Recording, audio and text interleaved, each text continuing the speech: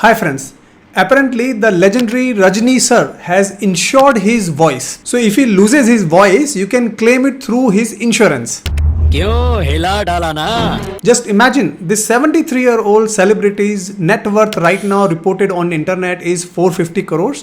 I believe it is going to be much more than 450 crores and still he has insured his voice. And on the contrary, people like you and me who are still far away from being crorepati have not really understood the value of term insurance in the right way. In this video, I'm going to present to you 6 huge term insurance mistakes that people like you and me must avoid. Mistake number 1 is people sign up for endowment plans and never switch to the term insurance plan. And this happens because most people get trapped into the sales pitches of smart insurance agents and end up signing for endowment plans. Endowment plans are those plans where basically you are not only covered for your life, but at the end of the policy, you are also going to get a maturity amount, which sounds great. Well, actually, salespeople make it sound really great, but they are not. In fact, they are wealth destroyers. Let me show you calculations to prove it. So what you see on my screen is I've picked up an endowment plan from internet. I'm not going to name the insurance company because they are going to sue me if I do that. But let me walk you through the calculations here. Let us assume that you're a 25-year-old non-smoker married male. The typical endowment plan that might work is something like this, that you pay monthly premium of 10,000 rupees. Okay. So in a year, you are going to pay 1,20,000 rupees. And over 10 years of period, you are going to pay 12 lakh rupees. And in return, what you are going to get, let's understand that very quickly. Firstly, you are going to get a life cover of 12.8 lakh rupees. So if you unfortunately die, then your nominees are going to get 12.8 lakh rupees of life insurance. But you will also get the maturity benefits. Let me walk you through those. So the first thing is that after having paid for the first 10 years, during the first 10 years, you are not going to get anything. 11th year and 12th year, again, you will not get paid anything. In fact, in the 11th and 12th year, you are not paying anything and you are not receiving anything, right? From 13th year, what is happening in this plan is that you can withdraw or you will get paid 11,900 rupees per month for the next 30 years. And this is a very smart sales pitch that people take, mainly the insurance agents, that you are going to get 11,900 rupees per month for the 30 years of your life, next 30 years. And also not only this, you are also going to get at the end of 43rd year, which is after the 30 year finishes. So 13 years plus 30 years, after 43rd year, you are also going to get a lump sum benefit of 11,70,000 rupees. So basically you are withdrawing 11,900 rupees every month from 13th year onwards for the next 30 years. That comes out to be 42,84,000 rupees. And at the end of 30th year, you are also going to get 11,70,000 rupees, meaning your total benefit is going to be 54 lakh rupees. So just to summarize this, what you have done is you have paid 12 lakh rupees over 10 years period, first 10 years, and you get nothing in that 10 years. You get the life insurance cover of 12.8 lakh rupees. From 13th year up to the next 30 years, that is 43rd year, you are going to get 11,900 rupees every month. That will come out to be 42,84,000 rupees. And at the end of 43rd year, you are going to get 11,70,000 rupees as a lump sum amount. Your total benefit becomes 54 lakhs. And the way people sell these insurance plans is that, look, you are only investing 12 lakh rupees and you are going to get not only 54 lakh rupees, you are also getting insurance cover of 12.8 lakh rupees. Now let me prove you why this plan is a wealth destroyer, and what you need to do is consider about changing this plan to a pure term insurance plan. Let me now show you equivalent calculations. Now, if you switch to a pure term insurance plan, let us see how the calculations will go. So again, taking the same 10,000 rupees per month that you're putting in the endowment plan for the 10 years, if we take that, what I'm doing is I'm calculating here that if you were to go for a pure term insurance plan for 2 crores of life insurance cover for exactly the same profile, which is 25-year-old non-smoker married male, then you are likely to pay close to 1,600 rupees per month. That is what I have found on internet from looking at various insurance policies. Again, I'm not going to promote any policies here, but the point is very simple. If you do that for that 1,600 rupees of per month premium, you are going to get 2 crores of life insurance cover, which is close to 16 to 17 times more insurance cover that you're going to get here from the previous endowment plan. So that is point number one, that you're getting 16 to 17 times more insurance cover. That is phenomenal. Point number two is that out of this 10,000 rupees, if let us say 1600 has gone into the pure term insurance plan, the remaining 8,300 rupees, what you can do is if you put it into a Nifty 50 index plan, pure Nifty 50 index plan. I've created a lot of videos around that on my channel. You will learn that very easily. Assuming that 12% return for next 10 years, this will become 19,49,000 rupees. Okay, now in the 11th year and 12th year, you are not investing any more money. For those 2 years, let us say again, this money grows up by 12%. So this 19,49,000 rupees in the next 2 years will become 24,46,000 rupees. So far so good. Now from 13th year is when from the endowment plan, the earlier plan, you were getting 11.9 thousand rupees per month back. So I've done the same calculations here. What I'm saying is, what you do is now with this 24,46,000 rupees, you put this into a good systematic withdrawal plan of a mutual fund. I've created a separate video on systematic withdrawal plans. You will find that on my channel, or I'll provide you the link somewhere here in this video. But the point is, if you put this money into a systematic withdrawal plan, and again I assume 12% return for the next 30 years, then from 13th year, you start to withdraw 11,900 rupees, as was the case in the endowment plan. That total withdrawal over 30 years is going to become 42,84,000 rupees. That's what we saw in the previous endowment plan as well. But more importantly, you are also likely to get 37,82,000 rupees as the lump sum, because you're not withdrawing everything that you're investing here. And if you do the total of the withdrawals you have done for the 30 years and the lump sum that you are going to get, if you add these two numbers, you are going to get to 4 crore 13 lakhs 66,000 rupees versus 54 lakh rupees of benefit that you were getting in the endowment plan. And let me now more interestingly tell you the second part of this. If you did not do a systematic withdrawal plan, if you did not want to have a monthly withdrawal income coming to your pocket, if you just went for a long-term compounding, this 24 lakhs 46,000 rupees at 12% for 13 years is going to fetch you 7 crore 34 lakh rupees. That is the amount of wealth you can generate. I am again saying that this is not a assured return. I understand it. From a mutual fund, index fund perspective, it is not guaranteed that you are going to get 12% return. But the past data tells us, if you look at the 5 years data, 10 years data, 15 years data of Nifty 50 index returns, average returns are somewhere close to 12%. So I am again assuming that you are going to generate 12% returns, but you see the value the term insurance is generating for you. So if I were to quickly summarize, in the endowment plan, you invest 12 lakhs over 10 years period of time and you get total benefit of 54 lakh rupees with the insurance cover of 12.8 lakh.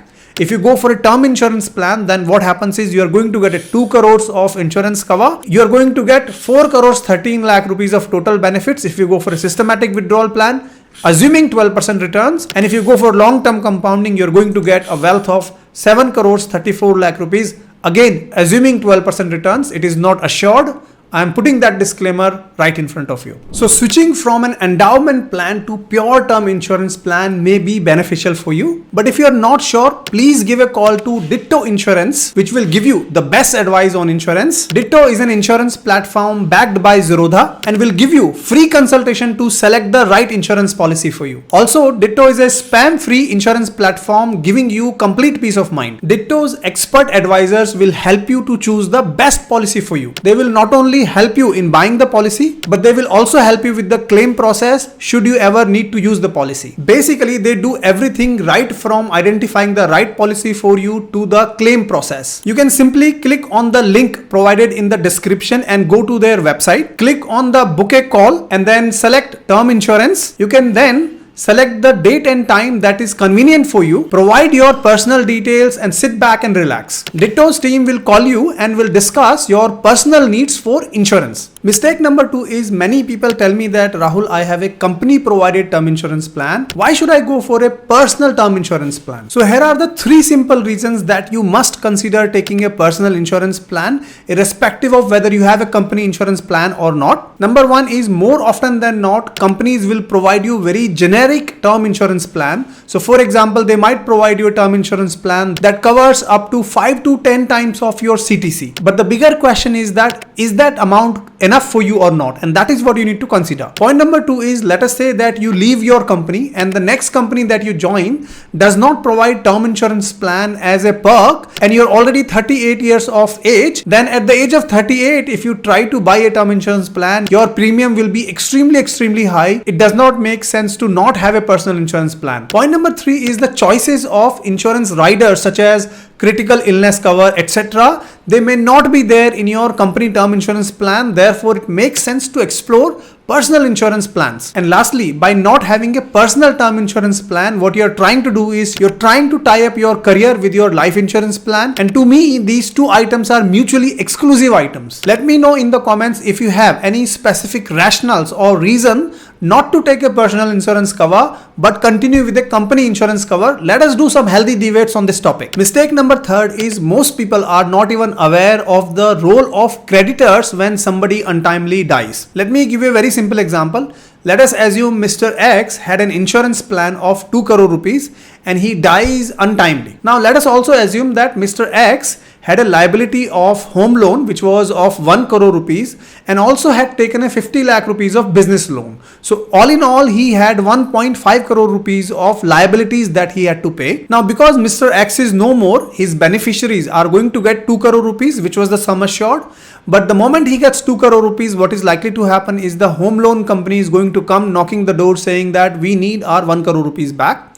And also the business loan provider who has provided the business loan will also come knocking saying that we need our 50 lakh rupees back. So imagine the beneficiaries, which might be wife or mother or father or whoever it is, out of the 2 crores will have to pay 1.5 crore rupees back to the creditors. And if you do not want your beneficiaries to be in this position, what you need to do is buy a term insurance policy that is under the purview of MWP Act. So what is MWP Act? It is simply Married Women's Property Act 1874. The way it works is that the term insurance which are under the purview of MWP Act, they are handled by a trust. So in case of unfortunate demise, what happens is that the insurance proceeds will go to the trust and trust will send it to the wife and the children, and the creditors will have no say in that because it is covered under the MWP Act. Again, I'm not an expert on this act. Please go ahead and do some research and make sure you make an informed decision about whether you want to cover under MWP Act or not. Mistake number 4 is that many people think that insurance riders are not worth the money. But 2 insurance riders that I personally like and I encourage people to explore. Let me quickly walk you through them. Number 1 is life stage insurance rider. So most insurance policies, they are fixed in terms of the amount that they are covering you for. So for example, if you take an insurance for 1 crore rupees, that 1 crore rupees cannot be changed later on. Now you might have a natural question that Rahul, we should upfront do the calculations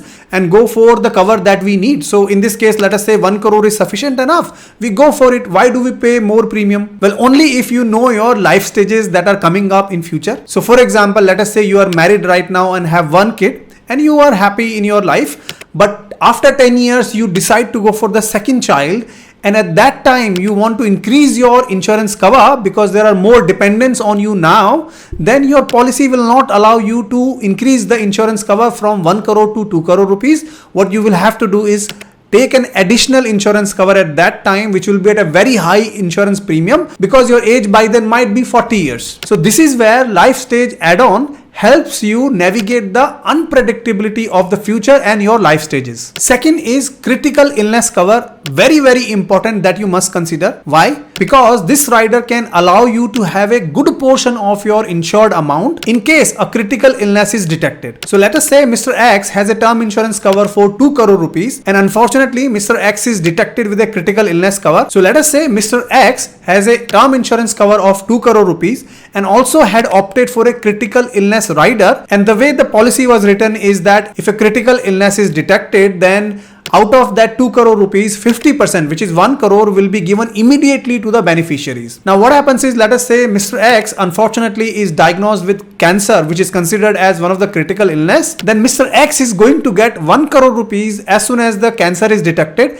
and with that 1 crore, not only Mr. X can get on with the good treatment and save his life, but also they can continue with their household expenses without having to worry about going to office or work or whatever. They can take that 1 crore rupees and make sure that they can get good treatment as well as can take care of their short-term expenses so that they can focus on curing that critical illness rather than worrying about the finances. Now, I'm not saying everyone needs this rider. What I would recommend is to give a call to Ditto Insurance. You can talk to Ditto Insurance experts and they will help you understand the right options for you and decide based on your own preferences. Mistake number 5 is many people think that ULIP policies provide not only the term insurance benefit, but they also provide a lump sum money at the time of the maturity policy. Why should they go for term insurance? So here are 3 key points that will explain to you that why ULIP is not a replacement for term insurance. Point number 1 is in term insurance, you can go for extremely high insured amount. For example,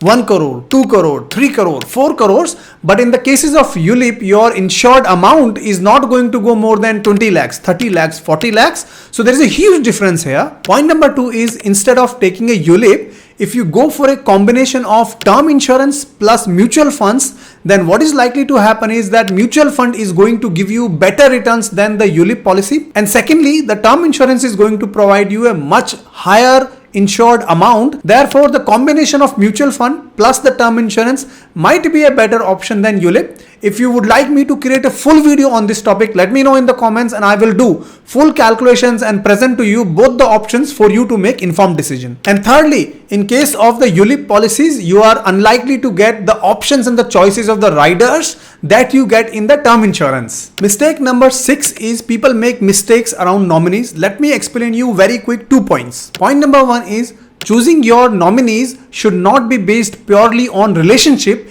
It should be based on the financial dependence. So for example, if you have a non-working widow mother who is 100% financially dependent on you, and on the second hand, you have your working wife who is also dependent on you, but she is working somewhere. You really need to think hard before giving 100% nomination to your wife, which is based on the relation, because the rule is simple. When you're gone, who is going to financially suffer the most? And you must make the decision based on that, not purely based on the relations. And the second important aspect is that you must inform your nominees that you have taken a term insurance policy, share the documents with them, share the complete process with them so that they are aware and they are extremely clear about what is going to happen in case you are gone. So avoiding these 6 term insurance mistakes is extremely important. And if you're looking for a spam-free insurance platform to select the right term insurance policy for you, you can give a free call to Ditto Insurance and the expert advisors will help you out. And I've given you the link in the description of this video. Let me know in the comments any personal finance related topics that you would like me to create content on. I will read your comments and I'll pick up the topic that most people want. Secondly, you can consider joining my YouTube member community because that is where I talk about stocks, mutual funds, and also my personal investment journey so that you can learn a lot. Thirdly, you can also follow me on Instagram, LinkedIn, Twitter. You will find the links in the description. And also please be aware of the scams going on my name. Please be safe and vigilant. I will see you in my next video. Until then, keep rocking.